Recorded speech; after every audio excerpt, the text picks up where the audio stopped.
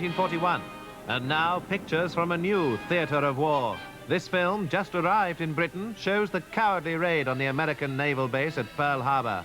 There had been no declaration of war, but this lightning stroke, crippling the American Pacific Fleet, was long planned by the Japanese warlords and vital to their domination of East Asia. And as we know to our cost, Rangoon and Singapore have since fallen. At last, America fights alongside Britain and Russia. But today, we begin to realize that what we call the Far East is as close to us as the rest of this war. Some of the bitterest fighting of the war took place in the Far East. Okay, I'll have the Japanese.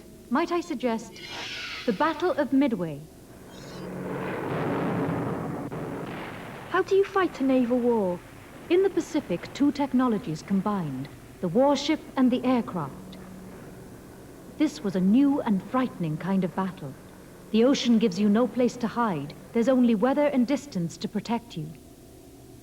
June 1942, the Japanese planned to take Hawaii, with its vital strategic importance, away from the Americans.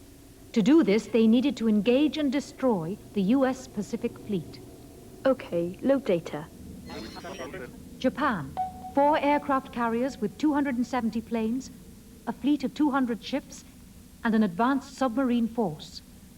America, 3 aircraft carriers with 233 planes, 76 ships, plus long-range air reconnaissance. So the Japanese are stronger. Ever since Pearl Harbor. So what's the Japanese plan? To stage a diversionary attack on the Aleutian Islands to the north. Trap the Americans in between. That was the idea. But first, secure Midway Island. All right. So where's the American fleet? Hawaii, or so the Japanese think. They have to keep them there. How? Submarines so they won't be seen? They tried that, but the subs arrived too late.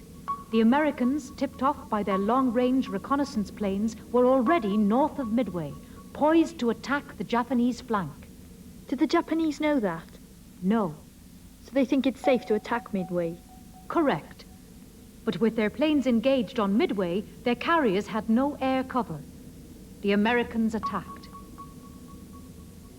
The Japanese carrier fleet was destroyed, and their attack on Midway had to be suspended.